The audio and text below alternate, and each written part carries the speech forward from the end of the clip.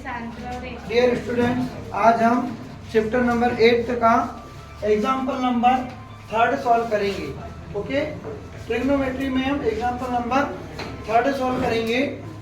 हमें जो क्वेश्चंस दिया है उसमें ये कहा गया है कि triangle ABC right angle triangle है, दैट मीन्स इसका कोण C 90 डिग्री का बना हुआ है।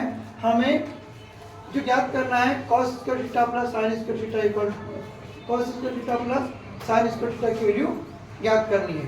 जो वैल्यूज दी हुई है हमें पहले वो लिख लेते हैं। In triangle ABC angle C equal to 90 degree AB, that means AB जो है आपके पास ये हाइपोटेनियस है और BC जो है ये बेस है। ठीक है, हमें परपेंडिकुलर अभी नहीं पता है। ओके, ठीक है, तो सबसे पहले cos स्क्वायर थीटा आधार बटे कर्ण होता है, that means base upon hypotenuse. तो इसकी वैल्यू तो दी हुई है, लेकिन sin स्क्वायर थीटा होता है लंब बटे कर्ण, है ना, परपेंडिकुलर अपॉन हाइपोटेनियस। तो अभी हमें परपेंडिकुलर की वैल्यू नहीं पता है, तो हम सबसे पहले क्या करेंगे, परपेंडिकुलर लंब की वैल्यू याद कर लेंगे। और किसी भी समकोण त्रिभुज में जब दो भुजाएं दी गई हो और तीसरी भुजा में ज्ञात करना है तो हम पाइथागोरस थ्योरम यूज करके तीसरी भुजा निकाली जा सकती है। ठीक है, तो अभी हम यहाँ पर in triangle ABC angle C equal to 90 degree समकोण है, ये राइट एंगल ट्राइंगल है, समकोण आ गया। अब यहाँ पर हम पाइथागोरस थ्योरम यूज करेंगे। तो पाइथागोरस थ्योरम क्या होता है, किसी भी समकोण त्रिभुज में कर्ण भुजा का वर्ग शेष अन्य दो भुजाओं के वर्गों के योग के बराबर होता है। That means hypotenuse square equal to base square plus perpendicular square.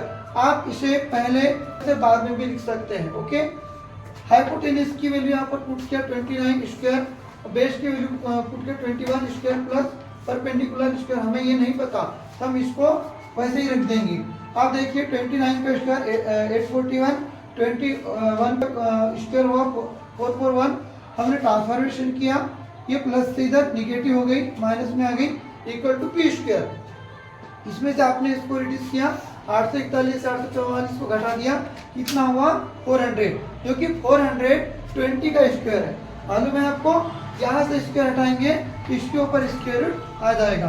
ठीक है, तो P इक्वल टू अंडर 400।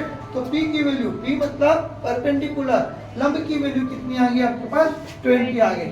तो अब आप देखिए, now cos square theta plus sin square theta इसकी वैल्यू फाइंड करना था, तो हमने यहाँ पर वैल्यू पुट किया अपने cos की sin की स्क्वायर किया।